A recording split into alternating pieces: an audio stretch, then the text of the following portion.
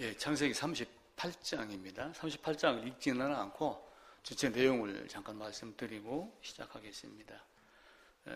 요셉이 팔려갔고요.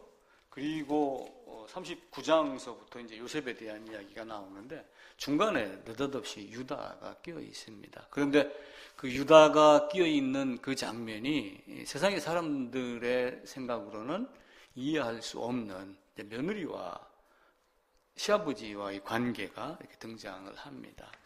우리 교재 22과를 보게 되면은 창세기 38장의 다말이 언약의 계보 속에 들어온 대표적인 이방 여인 중 하나로 들어있는 것을 이해할 수 없다. 왜 그러냐면 이제 시아버지하고 며느리하고 불륜 관계가 있는데 어떻게 그 여인에게서 예수의 족보의 여인 4명 중에 한 명이 되느냐. 라합이 있고 또 룻이 있고 마리아가 있는데 이 넷 중에 사실은 다말이 가장 불편한 역사를 가지고 있습니다. 아마 처음 이방 여인이지만 라합이나 룻과 같은 신앙적으로 나름 은혜가 되는 열심도 보이지 않았다. 이제 질문자는 그렇게 질문을 합니다. 또 이제 밧세바는 다른 과정으로 또 이해가 된다 이렇게 얘기를 하지만 이스라엘의 아들 중 대표적으로 이방을 향해 나간 유다의 가문이 언약의 계보가 되는 것도 그렇다. 이렇게 하며 유다와 다말에 대한 이런 모든 것들을 좀 불편해하는 이런 내용들이 들어가 있습니다. 자, 그런데 그 대단히 죄송한 이야기지만 이런 얘기가 있어요. 개 눈에는 뭐만 보인다? 개 눈에는 똥만 보인다. 그런 말이 있어요. 그래서 개 눈에는 똥만 보인다는 얘기는 무슨 얘기냐면은 자기 수준만큼만 알고 자기 수준만큼만 보인다. 그 얘기예요.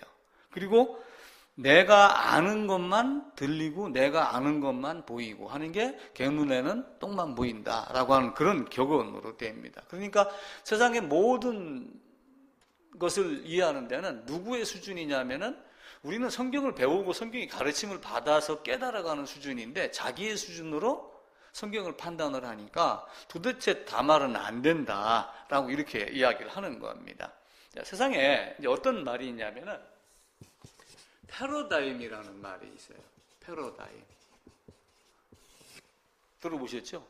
생각을 바꿔라. 발상의 전환을 해라. 이 말을 할 때 패러다임을 이야기를 합니다. 아인슈타인이라는 사람이 그랬어요. 현재의 방법을 가지고 계속 끝까지 고집을 하며 어떤 다른 것을 얻으려고 하는 사람은 정신병자다, 인세니티다 이렇게 이야기를 했습니다. 그러니까 어떤 새로운 결과를 얻으려면은 사실은 방법을 새롭게 해야지 돼요. 그게 이제 패러다임이라고 하는 거예요. 근데 패러다임을 어떻게 정의를 내리냐 하면은 어떤 사람들의 사고, 어떤 사람들의 인식을 근본적으로 규정하는 이론적인 틀. 그러니까 어떤 사람들이 정신적인 지도를 갖다가 패러다임이라고 이야기를 하는 거예요. 내가 생각을 갖고 있는 어떤 정신적인 지도가 바르지 못한데 그 바르지 못한 지도를 놓고 내가 열심히 그 길을 따라가면은 사실은 원하는 목적지와 점점 멀리 떨어지는 그런 모습을 갖습니다. 그래서 패러다임이라는 말은 인간이 세상을 자각하고 이해하고 해석하는 방식을 패러다임이라고 이야기를 하면서 정신적 지도 이렇게 이야기를 해요. 그래서 이제 영어로 어떤 길이다 하면서 the way 그러면서 내가 보는 I see 그리고 in the Bible, in the world 이렇게 하면서 세상을 보는 나의 방식, 내가 세상을 보는 방식 이렇게 이야기를 하는 거예요. 그러니까 다말이 있고 유다가 있는데 이 다말과 유다를 어떤 사람들은 내가 보고 싶은 대로 보는 거예요, 사실은. 아, 이거는 불륜이야. 이렇게 보면 불륜으로 보이는 거고 성경이 언약의 성취를 이뤄가는 과정 중에 왜 다말이 유다에게로 들어가려고 원했던가? 유다는 의식을 하지 못했잖아요, 그죠? 의식을 하지 못했지만 왜 다말에게 그런 열심이 있었을까라고 하는 것을 우리가 깊이 이해를 하면은 이 패러다임 시프트가 되는 거예요. 그래서 우리는 전적 타락한 죄인이지만 할 수 있으면은 하나님의 말씀을 하나님의 관점에서 보려고 노력을 해야지 돼요. 근데 전적 타락한 죄인이기 때문에 우리가 하나님의 관점으로 볼 수는 없어요. 근데 어떻게 하면 볼 수 있냐면 하나님이 보여주시면 됩니다. 그러니까 하나님이 성육신하여 이 땅에 오셔갖고 요한복음 17장에서 무슨 말씀을 하시냐면은 아버지께서 내게 주신 자 중에 내가 아버지의 말을 한다. 그럼 그들이 듣고 알고 아버지를 배우고 아버지께로 간다. 이렇게 말씀을 하셔요. 그래서 올 연초부터 제가 율법에 대한 이야기를 하다가 언약을 이야기를 하며 하나님이 이렇게 언약을, 성경 전체가 사실은 언약의 개념입니다. 그래서 이 언약만 제대로 이해를 하면은, 율법의 기능도 이해를 하면은 성경 전체가 보일 수가 있습니다. 그래서 하나님의 사랑은 하나님이 주시는 것이지 우리 인간의 어떤 자의적인 해석, 주관적인 해석으로 되는 것은 아닙니다. 자, 예수님을 십자가에 못 박았어요. 저희가 알지 못합니다. 알지 못해서 나를 죽입니다. 저들을 용서하세요. 이렇게 했던 그것은 무식해서 그런 뜻이 아니라 자기 지혜로 하나님을 알지 못하는 그런 어리석음을 가지고 있다. 그 이야기를 하는 거예요. 그래서 그들은 세상 지혜로 저분이 나 하나님의 아들이다, 성자로 오셨다라고 하는 것을 알지 못하기 때문에 몫으로만 알고 이스라엘을 위험하게 만드는, 그래서 어떤 선동하는 자로 만들어갖고 로마로 대항하다가 로마 군사가 와서 제압을 하면 우리는 다 죽을 자. 그러니까 한 사람만 죽이면 모든 사람이 해방이 된다라고 하며 한 사람이 모든 사람을 대신하여 죽는다라고 하며 대제사장이 그 이야기를 한 거예요. 근데 그 대제사장이 이야기한 것은 예수님이 대속의 의미를 얘기를 한 것이 아니라 예수님을 따르던 많은 자들이 예수님이 가자! 로마로, 만약에 로마군을 대항하러 가자! 이렇게 했을 경우에는 로마군이 가만히 있겠어요? 총과 칼 갖고 들어오겠죠. 그러면 어떻게 돼요? 유대민족이 말살을 당할 가능성도 있으니까 요 한 사람만 잡아서 죽여갖고 로마군에다가 딱 바치면은 우리는 위험이 없는 존재가 된다. 이 개념으로 예수를 죽이는데 앞장선 겁니다. 그래서 유대인들은 표적을 구하고 헬라인은 지혜를 구하는데 우리는 그리스도를 구한다라고 하며 다른 방법을 이야기를 합니다. 자, 예수님은 유다의 계보로 오셨습니다. 하나님이 야곱을 통해 가지고 12아들을 쭉 나누고서 넷째로 누굴 줬냐면 유다를 주었어요. 근데 유다 앞에 이제 셋 아들이 있는데 그 중에 이제 레위가 있고 시므온이 있고 제일 위에 르우벤이 있습니다. 근데 이 르우벤은, 여기 이제 르우벤이 있는데 르우벤은 아비의 침상을 올라갔어요. 그러니까 라헬에게 준 여종이 사실은 야곱과 해서 그 다른 자식들 둘을 낳았는데 레아의 아들인 르우벤이 엄마하고 라헬하고 어떤 시기, 질투, 미움, 사랑 싸움, 이게 얼마나 한이 맺혔든지 자기 소모를 겁간을 해버린 거예요. 그러니까 너는 떨어져 나가, 장자의 계열에서. 유산 상속에서 떨어져 나갑니다. 그 다음에 여기서 누가 있냐면 시므온하고 레위가 있는데 요게 이제 출애굽기 32장에 가면 금송아지 사건 때 이제 문제가 생겨요. 문제가 생기는데 레위는 어떻게 되냐면 그때 금송아지의 사건에 들어가가지고 칼을 들고 앞장서서 헌신을 합니다. 그래서 레위 지파는 살아남아요. 이제 누구에게로 장자권이 넘어가냐면은 유다 지파로 장자권이 넘어갑니다. 이사야서 11장 1절에 보면은 이새의 줄기에서 한 싹이 나며 그 뿌리에서 한 가지가 결실할 것이다 라고 하면 이새의 뿌리 다윗에 대한 이야기를 해요. 근데 요 유다로 쭉 내려가다가 나중에는 이새, 다윗 이렇게 해가지고 예수 그리스도 이렇게 지금 밖에 나가잖아요. 그 줄기를 누구로 하기로 결정을 했냐면은 유다로 하기로 결정을 한 거예요. 세겜성에서 디나가 강간을 당했어요. 디나가 강간을 당했을 때 요 두 아들이 칼을 들고 가가지고 너희 할례 받아? 할례 받으면 우리 디나 너희에게 줄게? 이렇게 이야기를 했어요. 그래갖고 이 친구들이 좋아가지고 할례를 딱 받은 거예요. 왕의 명령으로. 그럼 할례를 받으면은 지금 얘기한 포경수술을 한 거예요. 포경수술을 하고 아기들 포경수술하면 거기다가 스치고 그러면 아프다고 종이컵 같은 거 씌워놓고 그럽니다. 근데 그 포경수술하고 다리를 끼우뚱 하고 있는 그 사람들에게 칼을 들고 달려 들어가서 시므온과 레위가 할례, 하나님의 거룩한 할례를 빙자해서 살인을 한 거예요. 그래가지고 이 둘도 떨어져 나갔는데 레위는 창세기 출애굽기 32장에서 금송아지 사건으로 회복을 했고 유다에게 장자권이 넘어가서 이새, 다윗.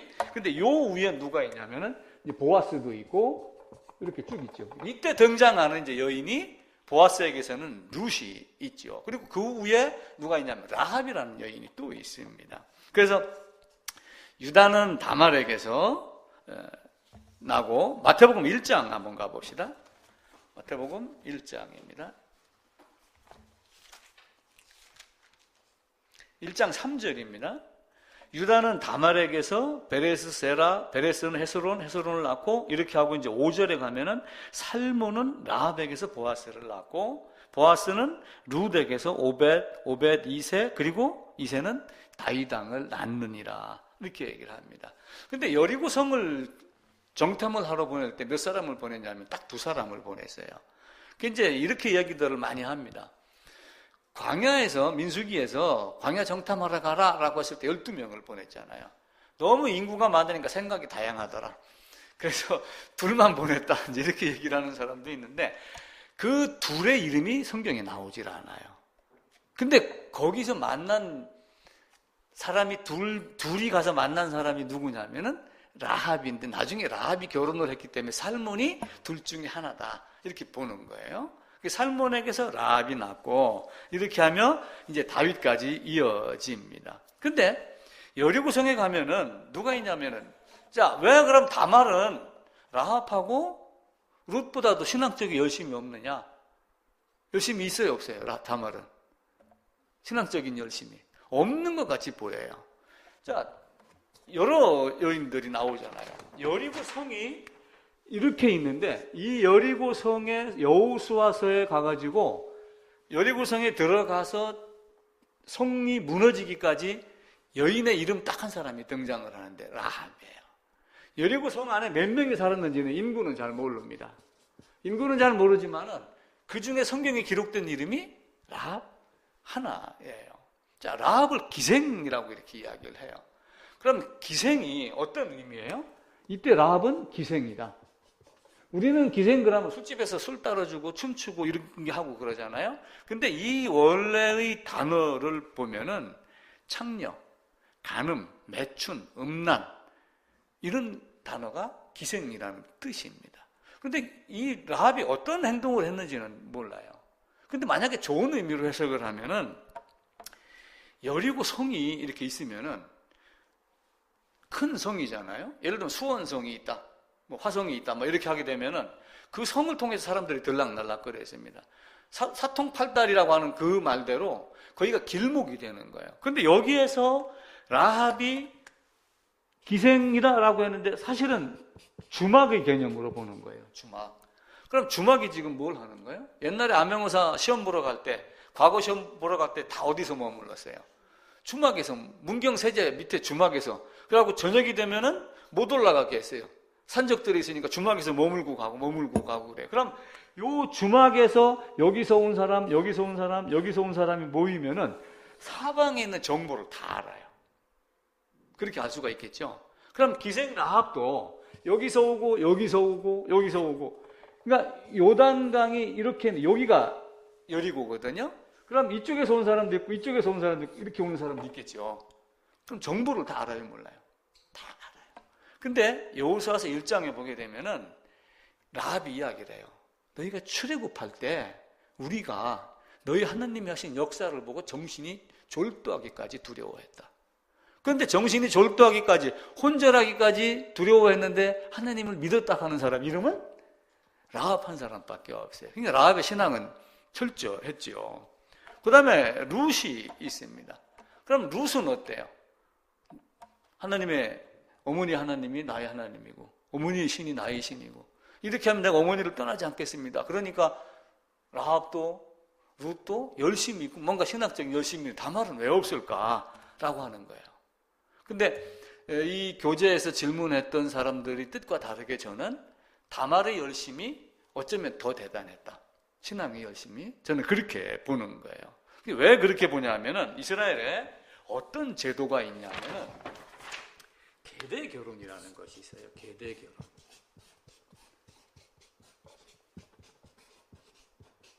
계대 결혼. 나한테 형이 있습니다. 예를 들어서 나한테 형이 있는데 형이 갑자기 사고로 죽었어요. 자식이 없어요. 우리 형수는 살아 있어요. 그럼 어떻게 해요? 그 형수를? 동생이 아내로 취하게 되어 있어요. 그게 신명기 25장에 그 내용이 나옵니다. 신명기 25장. 그래서 너희가 만약에 형이 자식이 없이 죽으면은 형이 아내 과부 형수를 아내로 취해가지고 합방을 해서 아기를 낳게 하고 유산은 누구 걸 물려받아요? 형이 것으로 흘러들어가게 이렇게 하게 만들어요. 자, 그런데 룻을 한번 봐보세요. 룻은 어떻게 되세요? 룻도 보면은 나오미 시어머니, 아버지 엘리멜렉, 그리고 룻의 남편 말론, 그리고 그 오르바이 남편 기럐 둘 다 죽고 아무도 없어요. 자, 유다로 다시 한번 가봅시다. 38장입니다.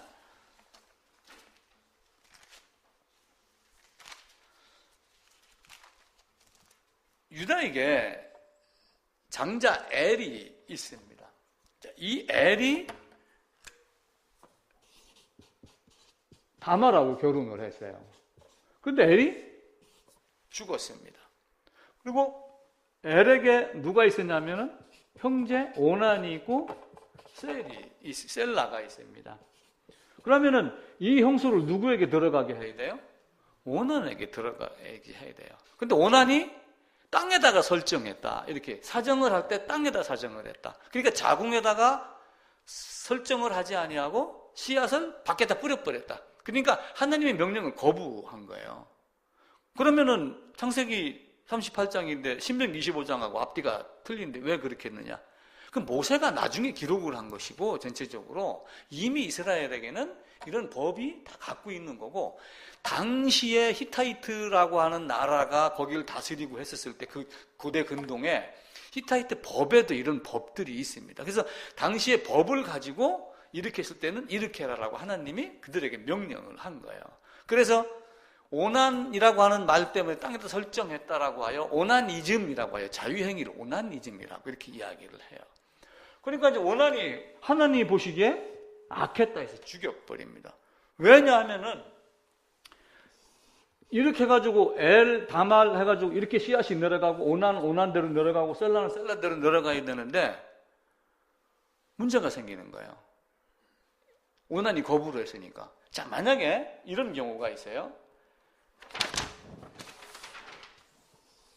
지금 자식이 스이잖아요. 그죠? 엘, 그리고 오난, 셀라. 그러면은 이런 때는 4등분을 합니다. 자식이 둘이면은 3등분을 해요.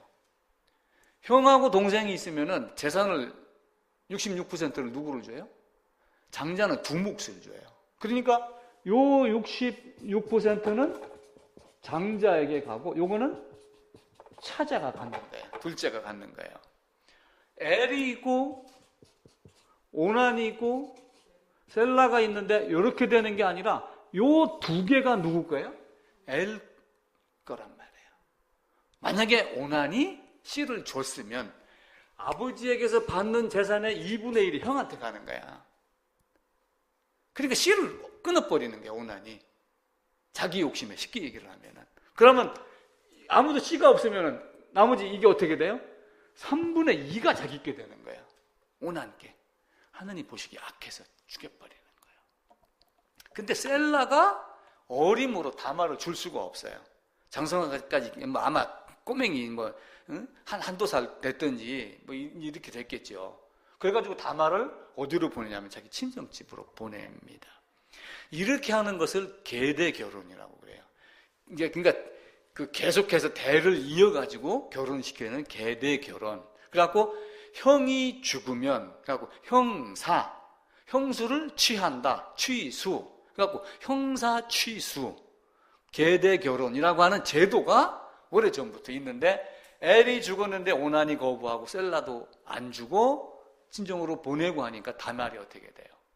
자, 다시 바꿔 얘기하면은 쭉 내려와가지고 유다 그리고 내려가다가 보아스 그리고 다윗 그리고 예수. 그러면 다말이 누구 안으로 들어가야지 돼요? 우리는 왜 예수 안으로 들어간다는 얘기를 자꾸 해요? 왜 짐승을 나놓고 유월절 양을 나놓고 예수님이 그때는 짐승을 놔놓고 안수를 할 때는 실제를 하는 거예요. 근데 우리는 지금 예수님에게 손을 얹고 안수할 수가 없잖아요. 가르친 그걸 가지고 믿음으로 그걸 바라보는 거예요.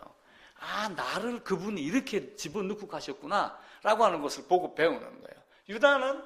유다는 그거 생각을 안 하고 있었는데 다말은 이 안으로 들어가려고 그랬던 거예요. 자, 룻을 한번 봐보세요. 그러면은 룻은 착한 여자였나요? 5월달 되면은 룻에 대한 설교를 많이 합니다. 어버이날 되고 그러면은 뭐 시어머니 나오미를 뭐 잘 모셨고 효부고 효녀고 이런 얘기를 하며 효자에 대한 효에 대한 얘기를 나오며 룻을 많이 갖고 그래요. 자, 거꾸로 패러다임을 바꿔서 보면 룻도 음란한 여자가 돼요. 왜 그러냐면은 남편이 없잖아요. 근데 시어머니가 야 보아스 이불을 들치고 들어가 그러면 아니 되옵니다. 이렇게 해야 되는데 덥석 들어갔어요. 무슨 마음으로 들어가세요? 기업 물을 자다라고 하는 그 말 때문에 들어간 거예요. 기업 물을 자. 그러니까 이 기업이 쭉 이어지는 그 기업 물을 자라고 하는 것 때문에 룻이 이불 속으로 들어간 거예요. 다말도 그 기업 물을 자가 유다라는 걸 아는 거예요. 그 유다 안으로 들어가야지 뭐가 돼요? 자, 옛날에 고대 근동에 만약에 지금 6.25 전쟁 막 폐허가 되고 막 이렇게 했어요.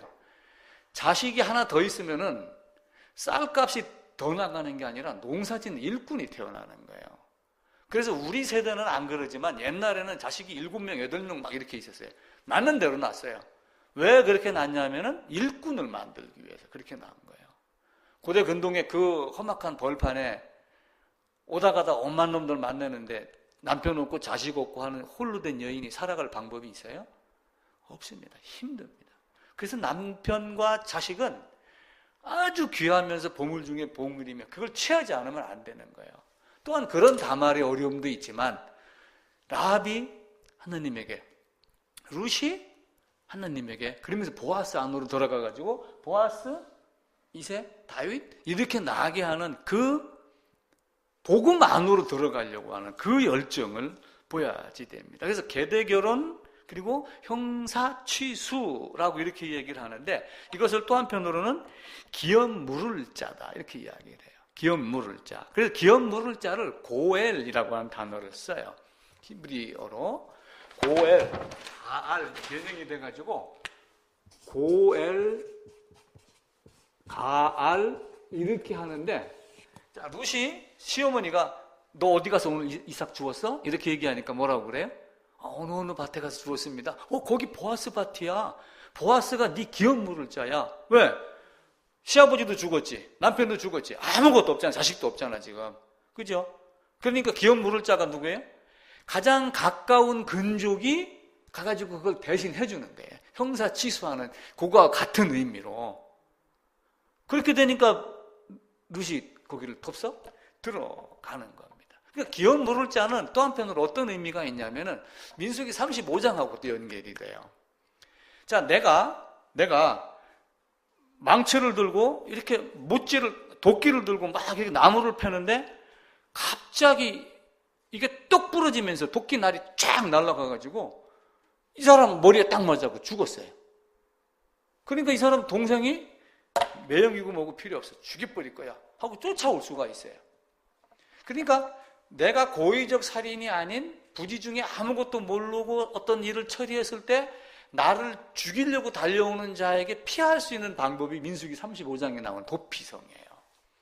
도피성에 들어가면 제사장이 죽기까지 거기 있으면은 나중에 이제 무혐의 처리가 되죠. 근데 고의적으로 살인한 자가 도망오면 도로 밖으로 내쫓아서 죽임을 당하게 합니다. 그게 기업 물을 자예요. 그러니까 자 보세요. 기업 물을 자가 어떤 의미가 두 가지가 있냐면 형이 죽었을 때 동생이 아내를 취해가지고 계대를 잇게 해줘라 라고 하는 게 기업 물을 자의 의미가 있고 또 하나는 이 가알 고엘이 누군가가 내 아는 친족을 죽였을 때 그 사람에게서 가장 가까운 근족이 가가지고 대신 원수를 갚아주는 것. 그게 가알 고엘이에요. 그런데 출애굽기 6장에 보면은 내가 너희를 애굽의 손에서 속량하여 그러죠. 속량하여 나는 너희 하나님이 되고 너희는 나의 백성이 되게 하겠다. 라고 하는 속량이 뭘 쓰냐면 이 단어를 써요. 이 단어를.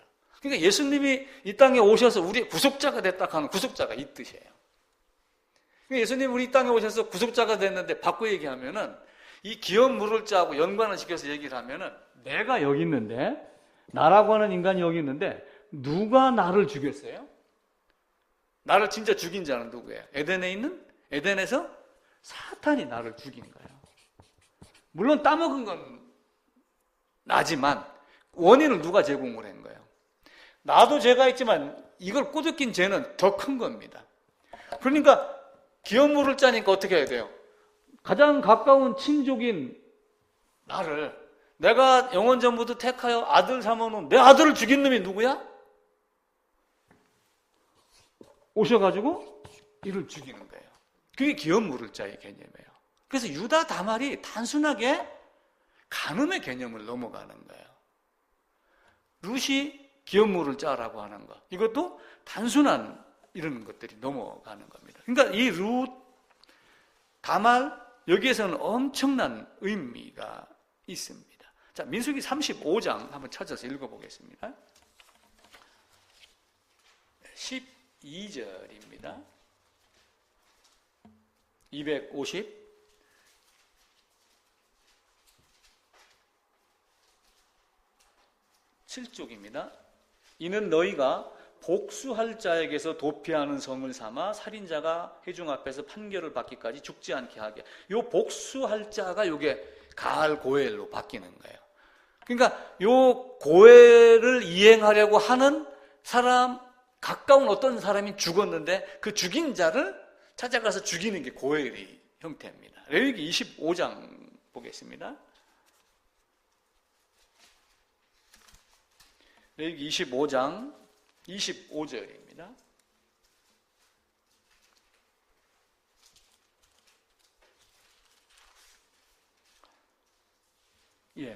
몇 절만 같이 읽을게요. 만일 내 형제가 가난하여 그의 기업 중에서 얼마를 팔았으면 그에게 가까운 기업 물을 자가 와서 그의 형제가 판 것을 물을 것이요. 물을 것은 이제 도로 찾아줄 것이라 그거예요. 그러니까 어떤 형제가 있는데 어떤 가난하고 무슨 급한 일이 있어서 땅을 팔았어요. 땅을 팔았으면 돈 있는 형제가 와가지고 그 사간 사람에게 돈을 주고 도로 사서 누구에게 돌려주냐면은 원래 팔았던 자기 형제에게 돌려줘라. 그 이야기를 하는 거예요. 자, 26절입니다. 만일 그것을 물을 사람이 없고 자기가 부유하게 되어 물을 힘이 있으면 그 판회를 계수하여 그 남은 값을 산자에게 주고 라고 하며 기업 물을 자에 대한 개념을 다시 또 이야기를 합니다. 룻기 22장 20절에도 기업 물을 자 보아스 아까 얘기했던 거이죠. 그래서 출애굽기 6장에가 너희를 속량하여 너희를 내 백성으로 삼고 나는 너희 하나님이 되리라 라고 하는 이 속량이 기업, 물을 자, 고엘, 가알 이렇게 되는 겁니다. 그래서 다말하고 시동생에도 유다가 오난에게 말을 합니다. 야 유다, 오난 너 네 형이 죽었으니까 네가 네 형수에게 들어가서 아우된 본분을 행하여 이렇게 하면 아우된 본분이 뭐예요? 아까 얘기했던 그걸 찾아서 형의 씨가 이어지게 해라 라고 한 아우된 본분을 달하라고 그러는데 오난이 땅에 설정하고 셀라도 주지 않고 그러니까 다말은 유다의 씨를 받으려고 들어간 거예요. 엄청난, 어쩌면 룻보다 더 험한 과정을 거치면서도 큰 사모하는 마음으로 유다에게 들어가는 것 아닌가. 그래서 다말과 시아버지 관계를 바라보는 두 가지 관점은 세상의 관점으로 보느냐, 하나님의 언약의 성취 과정. 그러니까 하나님의 언약을 성취하는 과정은 어떤 로봇을 만들어 놓고 로봇대로 딱 기계적으로 탁탁탁 이렇게 되는 것이 아니라 인간 세상사를 통해서 하는 거예요. 그런데 요셉을 팔았어도 하나님이 그것을 선으로 바꾸어서 총리를 만들고 야곱의 12아들이 들어가서 거하게 하고 430년 있다가 나오게 하고 하는 이런 역할을 했듯이 다말과 유다의 관계가 그런 관계였지만 결국 그 관계로 말미암아 어떤 게 나와요? 그런 것이지만 하나님이 선한 것으로 바꾸어서 나중에는 보아스, 룻도 등장하게 하고 이제 다윗이 등장하게 만드는 이런 것들입니다. 그래서 룻의 신앙하고 다말의 신앙하고 비교를 하며 룻은 열심이었는데 다말은 열심이 없는 왜 이런 것이냐 이렇게 하고 그러지 말고 사실은 룻도 그런 의미로 따진다면 아까 얘기를 드렸듯이 나오미가 들어가란다고 해서 어떻게 불쑥 들어가요? 그건 아니잖아요. 그죠? 그럼에도 불구하고 기업 물을 자라고 하는 그것 때문에 들어간 거고, 다말도 유다의 씨가 있어야지 되는 그 신명기 25장의 말씀을 이행하기 위한 또 하나의 철저한 사투가 아닌가, 그런 생각이 들어갑니다. 자, 교재에서는 또 그런 이야기를 해요. 계보로 있는 게 하나님의 은혜나 섭리로 작정으로는 이해가 되지만, 그래도 그렇게 불륜이 있는 그 모자란 어떤 이런 듯한 행동은 바람직하지 못하지 않느냐. 자, 그러면 우리가 거꾸로 생각해 봐요. 전적 타락한 나라고 하는 존재를 한번 생각해 봐요. 그럼 나한테는 하나님 어떻게 은혜를 베풀어요? 그럼 나라고 하는 존재는 어떻게, 무슨 수로 내가 양 안으로 들어가고 안수를 하고 들어가려고 하고, 어떻게 내가 성경을 읽으면 내가 그리스도 예수 안에 있나니, 이 말을 감히 어떻게 해요? 그건 하나님의 은혜, 하나님의 자비, 하나님의 사랑에 의해서만 우리가 그 말을 할 수 있는 거예요.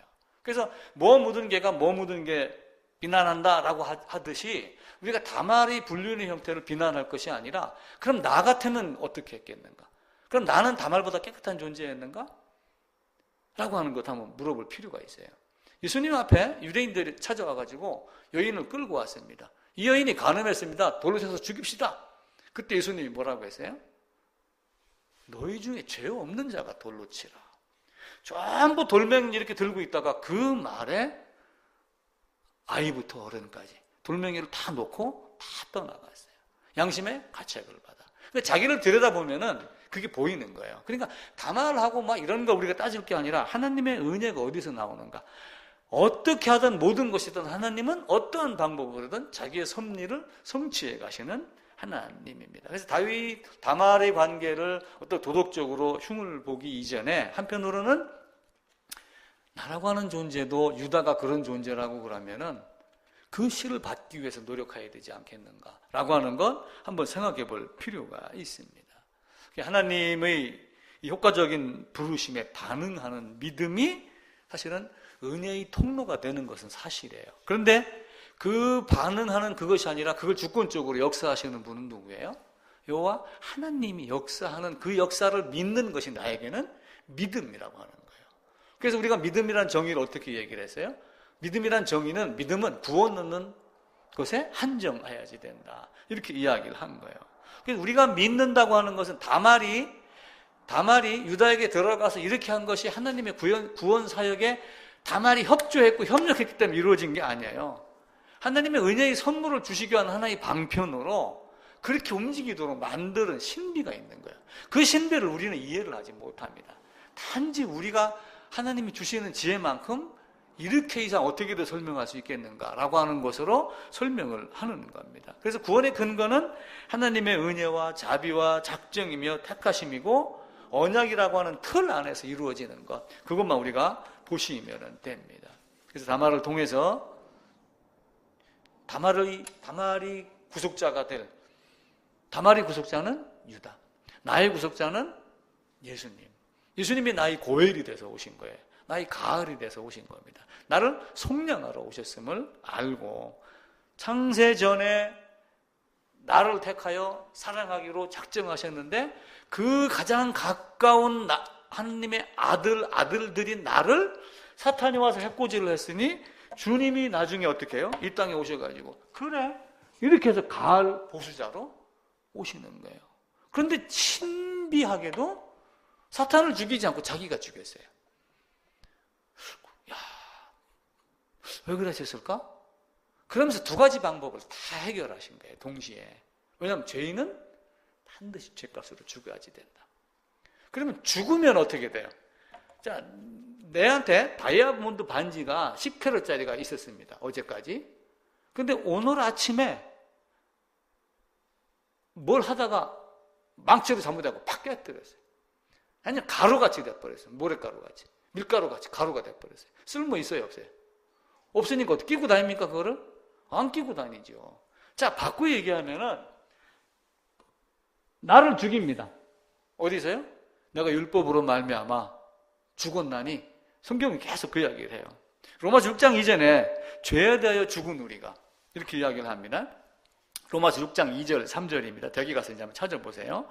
로마서 7장 4절에 보면은 너희도 그리스도의 몸으로 말미암아 율법에 대하여 죽임을 당하였으니, 이렇게 하면 율법 때문에 죽은 자를 말합니다.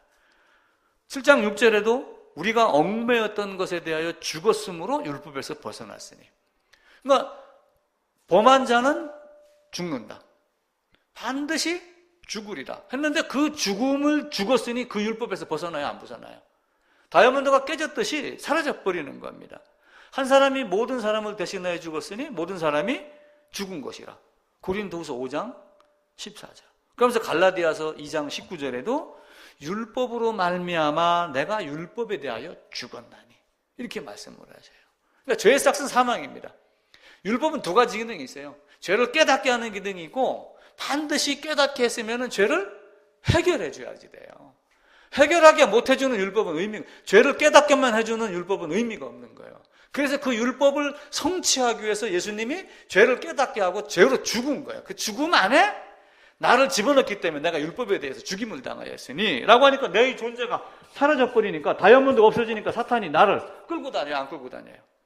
안 끌고 다녀 내버리는 거예요. 가 이놈아, 너는 다시 죄의 종이 아니고 나하고 관계없는 놈 되는 거야.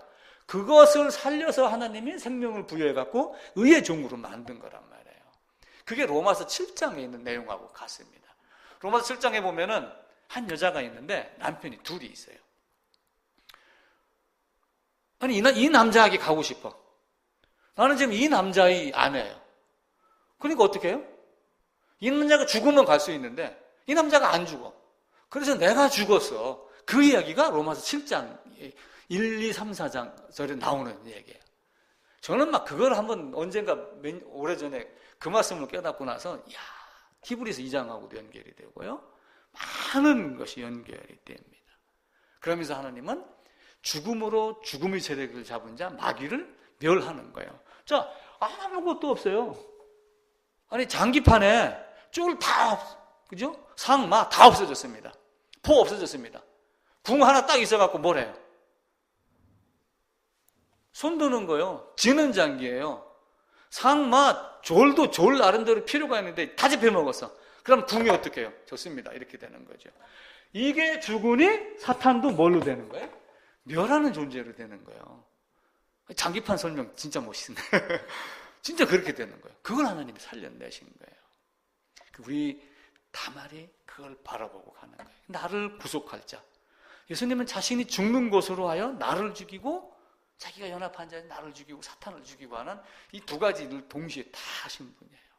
다말은 그 예수님 안으로 들어가길 원했었고, 룻도 그 안으로 들어가길 원했던 거예요. 그 예수 그리스도 족보 안으로, 보아스 안으로. 그래서 다말을 단순하게 어떤 그 세상의 형태로 보지 말고 좀 다른 각도로 보면은 아마 굉장히 큰 은혜가 있는 말씀입니다. 그러면서 아까 요셉 말씀드렸듯이 그렇게 설령 어떻게 됐다 할지라도 다말이 그 실을 얻으려고 하는, 그러면서도 어떤 불륜 관계로 시작이 되었지만 결론은 생명을 얻는 예수 그리스도의 족보에 다윗의 이런 여러 가지 이런 모습들, 그리고 또 다윗의 증조문가 이렇게 되잖아요, 그죠? 그렇게 바뀌어 나가는 걸 우리가 알 수 있습니다.